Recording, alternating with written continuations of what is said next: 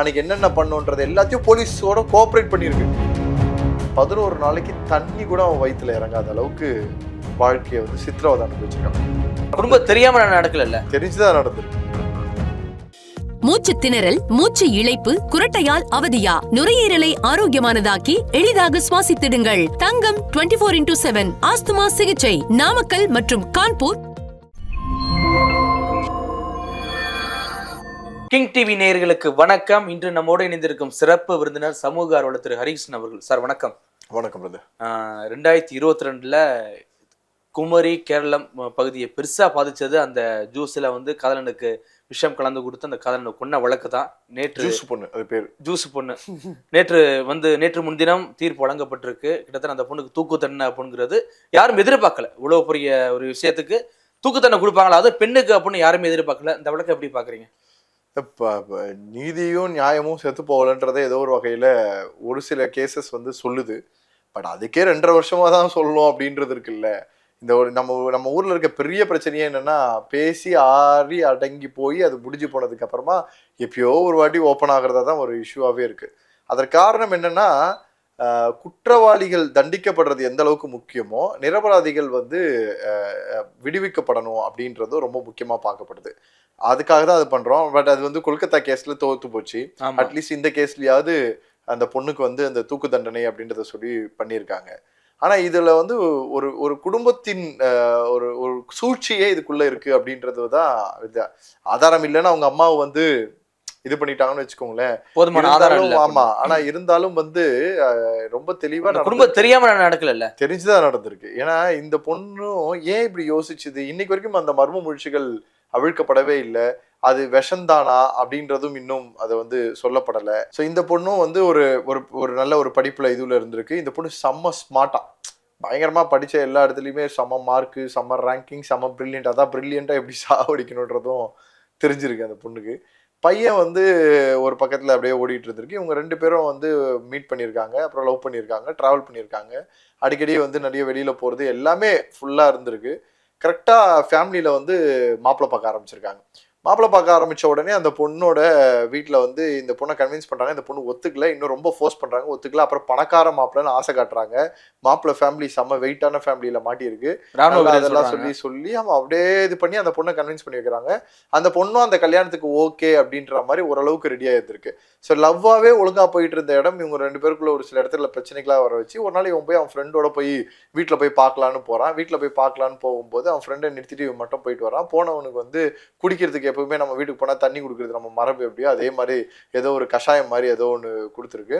அதை கொடுத்த உடனே அதுக்கும் வந்து கஷாயம் கசக்கும்னு ஏதோ ஜூஸாக கொடுத்துருக்குன்னு சொல்லி சொன்னாங்க. அதுக்கப்புறம் இது முடிச்சுட்டு வந்திருக்கான். வெளில வரும்போதே வாந்தி மாதிரி வந்திருக்கு, தலை சுற்றி இருக்கு. இவன் வீட்டுக்கு கூப்பிட்டு போங்கன்னு சொல்லியிருக்கான். வீட்டுக்கு கூப்பிட்டு போங்கன்னு அந்த ஃப்ரெண்டு கிட்ட சொல்லி இவன் வீட்டுக்கு போனதுலேருந்து உடம்பு இவனுக்கு முடியல. 11 நாள், 1 நாள் 2 நாள் இல்லை, 11 நாள் மருத்துவமனையில் இருந்திருக்கான். 11 நாளைக்கு தண்ணி கூட அவன் வயிற்றுல இறங்காத அளவுக்கு வாழ்க்கையை வந்து சித்திரவதை அனுபவிச்சிருக்கான். இது சாதாரணமான மரணம் கிடையாது, குடிச்ச உடனே சாகல. 11 நாள் ஒரு மிகப்பெரிய ஒரு வேதனையை அனுபவித்த ஒரு மரணம். 11 நாளும் அவன் எதுவுமே சொல்லியான். ஏன்னா நம்ம ஏதோ தெரிஞ்சோ தெரியாம காதலியை காட்டி விடுக்காமல, நான் ஜூஸ் என் ஒய்ஃபோட ஜூஸ் குடிச்சேன், என் லவ்வரோட ஜூஸ் குடிச்சேன், அதனாலதான் இப்படி ஆச்சு அப்படின்ற அந்த வார்த்தையை அவன் சொன்னானா, எங்க அவ தேவையில்லாம இதுல ஒரு பிரச்சனையில மாட்டிப்பாளோன்ற பயத்துல இவன் எதுவுமே சொல்லவே இல்லையா. கடைசி 11வது நாள் சாகக்கூடிய அந்த நேரத்துக்கு முன்னாடி கடவுள் அவன் வாய்ப்பு ஓப்பன் பண்ணி விட்டுருக்காங்க. அதுல இருந்து அவன் சொல்லியிருக்கான். சொன்னதுல இருந்து இந்த விஷயம் தெரிஞ்சு அதுக்கப்புறமா விசாரிக்க ஆரம்பிச்சு இந்த விசாரணையை திருப்பி விடுறாங்க. திருப்பி விட்ட உடனே அந்த பொண்ணை போய் மீட் பண்ணா அந்த பொண்ணும் அவ்வளவு கேஷுவலா இருக்கான். எப்படி சொல்றது, என்னாலதான் என்னோட லவர் செத்து போயிட்டான், அந்த குற்ற உணர்ச்சியை நம்ம இது பண்ற மாதிரி நான் தான் தப்பு பண்ணிட்டேன், என்னாலதான் இருந்துச்சு, அந்த பாட்டில பார்த்தேன், பாட்டில் எக்ஸ்பைரி ஆயிருக்கு, ஜூஸ் எக்ஸ்பைரி ஆயிருக்கு, எக்ஸ்பைரி ஆனதை கொடுத்துட்டேன், அந்த கடைக்காரன் தான் கொடுத்தான், அவனை சும்மா விடக்கூடாது அப்படின்னு போலீஸோட போய் கடைக்காரனை அடையாளம் காட்டுறதுல இருந்து அன்னைக்கு என்னென்ன பண்ணுன்றது எல்லாத்தையும் போலீஸோட கோஆப்ரேட் பண்ணியிருக்கு. இப்போ இதெல்லாம் பார்க்கும்போது எப்படி தெரியும்னா வந்து, ஓ இந்த பொண்ணு பாவம்பா, இந்த பொண்ணோட வாழ்க்கையே போச்சே, இந்த ஒரு வாழ்க்கையை தொடச்சிட்டு நிற்குதே அப்படின்ற அந்த மனப்பான்மையை அது உருவாக்கி ஒரு விஷயத்த கொடுத்து இன்னும் அது அப்படியே தான் போயிட்டு இருந்திருக்கு. ஒரு டைமுக்கு அப்புறமா ஒரு சில இடத்துல அது மாற்றி பேச பேச பேச அந்த பொண்ணு நல்லா மாட்டிக்க ஆரம்பிச்சு, விசாரிக்க ஆரம்பிச்சு, அவங்க தாய்மாமா உட்பட அவங்க அம்மா உட்பட யார் யாரெல்லாம் இதில் இன்வால்வ் ஆனாங்களோ அவங்க எல்லாரையும் கறக்குறாங்க, எடுக்கிறாங்க, தொடர்ந்து இது பண்ணுறாங்க, பிடிச்சி கிறுக்கு பிடி போட்டு நல்லா போட்டு இது பண்ணி கொண்டு வந்ததை கடைசியாக வந்து இந்த பொண்ணாலதான் மரணிச்சிருக்காங்க அப்படின்றத வந்து இன்னும் எப்போ ரொம்ப இதுவாக பண்ணுறாங்களா, உனக்கு வந்து தண்டனை கொடுக்குறது கன்ஃபார்ம் ஆயிடுச்சு, கடைசியாக நடக்கும் தண்டனை கொடுக்குறது கன்ஃபார்ம் ஆயிடுச்சு, நீ ஏதாவது கடைசி உனக்கு ஏதாவது சொல்ல வேண்டியது இருக்கா அப்படின்னு ஒரு வார்த்தை கேட்கும்போது ஒரு லெட்டரில் எழுதுதான், இந்த மாதிரி வந்து நான் வந்து லிட்ரேச்சரில் இதெல்லாம் இது படிக்கிறேன், இதெல்லாம் இருக்குது, நான் வந்து எங்கள் ஃபேமிலிக்கு வந்து ஒரே பொண்ணு, எனக்கு வந்து நிறைய கடமைகள் இருக்குது, தப்பு பண்ணது ஒத்துக்கிட்டேன், நான் 25 வயசு தான் எனக்கு, நான் தப்பு பண்ணிட்டேன், இந்த தப்பு நான் பண்ணியிருக்க கூடாது, ஆனால் எனக்கு தண்டனை கொஞ்சம் குறைச்சி கொடுத்தீங்க அப்படின்னா நான் வந்து சரி பண்ணிக்கிட்டு எங்கள் ஃபேமிலியெல்லாம் பார்த்துக்கிட்டு அவங்களுக்காக நான் இது பண்ணணும் அப்படின்னு அந்த பொண்ணு சொல்ல ஒத்துக்கிறது விஷயம் தெரிய ஆரம்பிக்குது.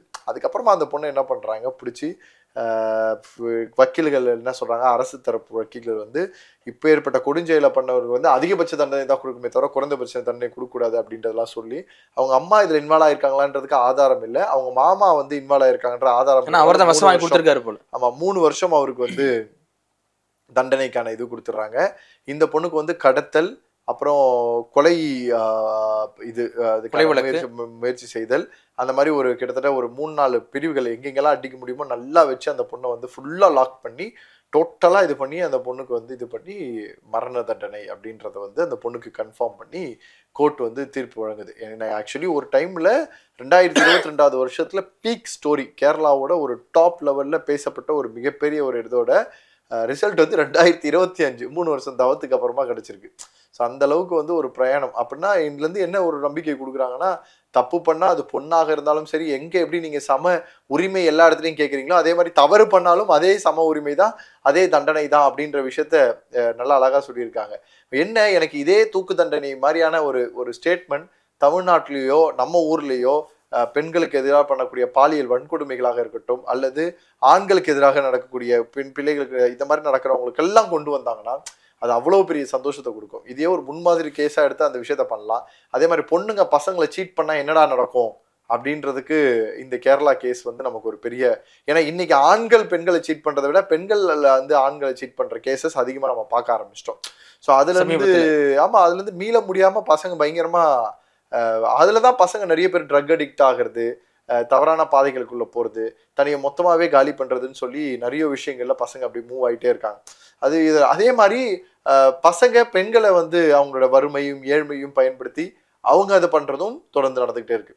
ஸோ இந்த மாதிரி இருக்கக்கூடிய இந்த 2 விஷயத்துக்கும் தீர்ப்புன்றது எவ்வளோ முக்கியமானது அப்படின்றத இந்த கேஸ் நிரூபிச்சிருக்குன்றது தான் பெரிய சந்தோஷமான. இல்லை, இந்த வழக்கில் கூட பார்த்தீங்கன்னா தொடர்ச்சியாக ஒரு வாரமே அவளுக்கு அந்த ஜூஸில் வந்து கலந்து கொடுத்துருக்கா அந்த பாய்சன்.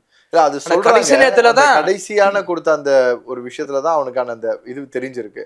ஆனால் இவங்க அடிக்கடி இந்த சேலஞ்சு மாதிரி பண்ணுவாங்களாம், ஜூஸை வந்து யார் 2 பேரில் வந்து இப்படி குடிக்கிறா, ஃபர்ஸ்ட் குடிக்கிறது யாரு, இந்த மாதிரிலாம் பண்ணுவாங்களா. அது ஒரு வீடியோவும் எடுத்து வச்சிருந்திருக்கான். அந்த வீடியோ வெளியில வரதா மாட்டினது.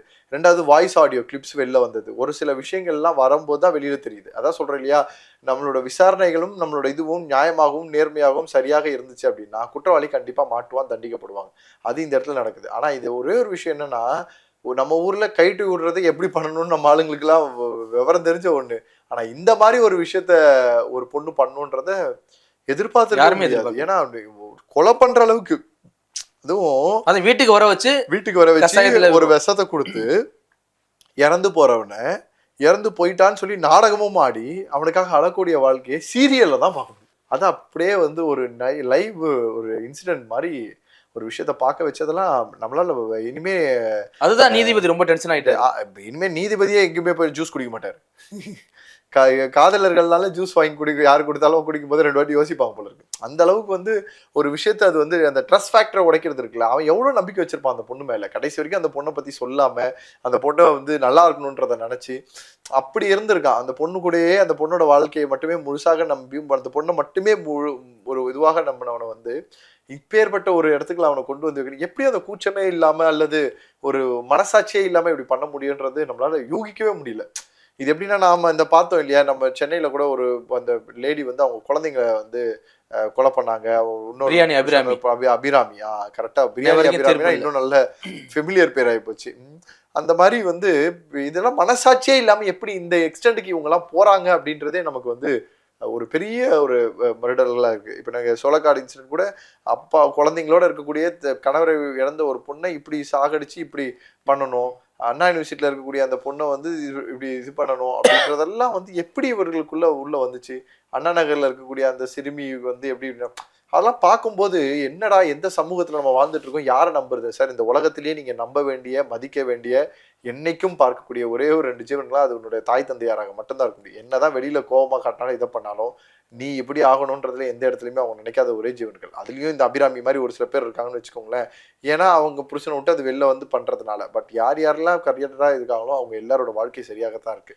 ஸோ நமக்கு நீதி நியாயங்கள் இருக்கு, அதற்காக போராடணும். இந்த மாதிரி பிரச்சனை வந்தா வெளிக்கொணரணும், பேசணுன்றதை இந்த இது திருப்பி சொல்லி கொடுத்துருக்குன்னு நான் நினைக்கிறேன். கண்டிப்பா மீண்டும் மற்றொரு நிகழ்வோடு சந்திப்போம். மிக்க நன்றி சார். மகிழ்ச்சி.